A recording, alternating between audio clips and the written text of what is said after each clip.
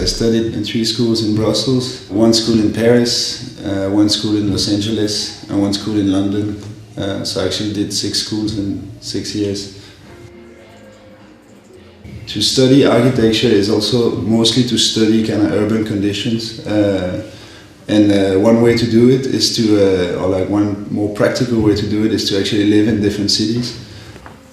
My first teacher, Philippe Rahmen from Brussels, it was by far the most important person for me because he was a young architect teaching me my first class. He had more questions than I had. He wondered a lot what architecture was about, and that sort of made me follow the same path, follow the idea that it's more about sort of finding out things than giving, you know, a sort of a recipe of how architecture is. It's much more based on research. So I mean, sometimes an idea, you know, doesn't need architecture actually.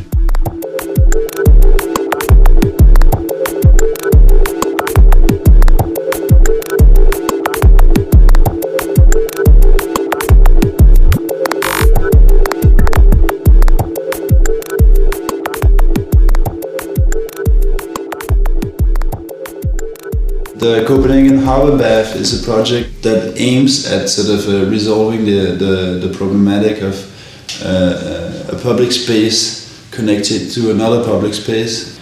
People can come and go from the neighboring park.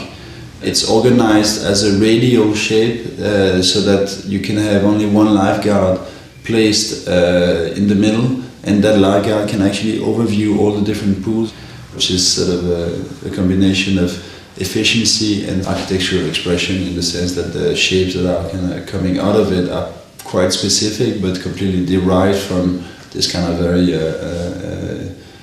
pragmatic demand of just the one lifeguard overviewing everything.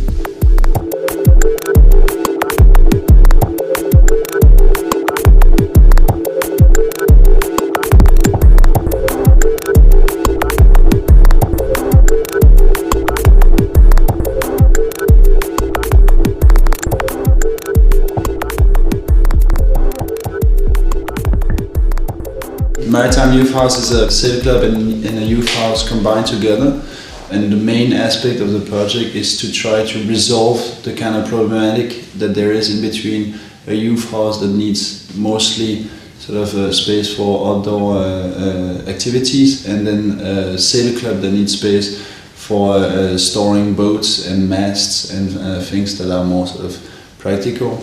And the way the building is sort of resolving that issue is that we are using a wooden deck that leaves the entire site completely free for outdoor use and educational purposes for the kids, and lets the sail club utilize the underside of the deck for storing boats and all their equipment. So you have this kind of double-layered landscape, the underside being practical, the upper side being more like leisure and education based for the kids, and that's how we manipulated the actual deck itself.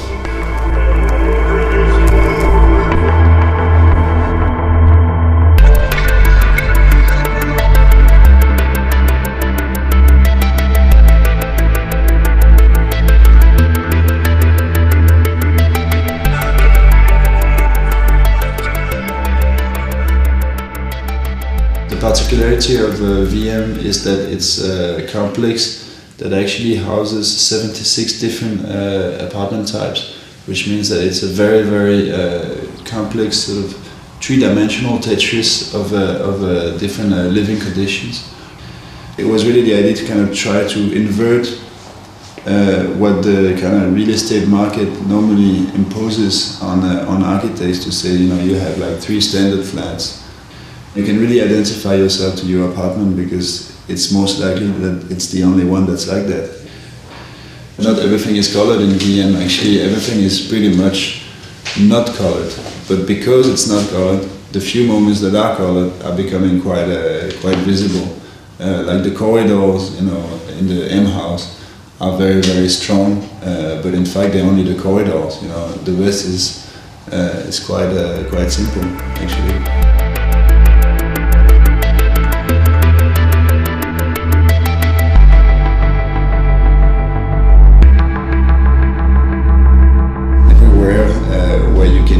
There is architecture, even if it's a path in the desert.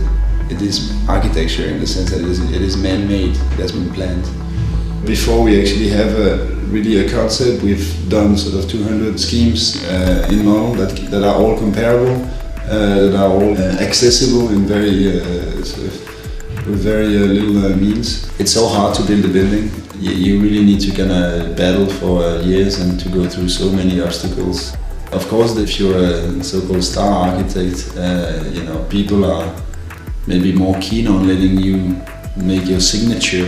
I think it has been proven that that mostly results in very, very poor architecture, actually. Maybe acclaimed, but still I would say very poor architecture. The success we have is sort of very much related to our attitude of enthusiasm about architecture. What I would tell my client is mostly that he's not my client, but he's my partner. If he has no desires, I mean, I won't have desires either. It's almost like in a selfish way. When I do something, I wonder sort of, would I really want to do that? I mean, would I want to have that?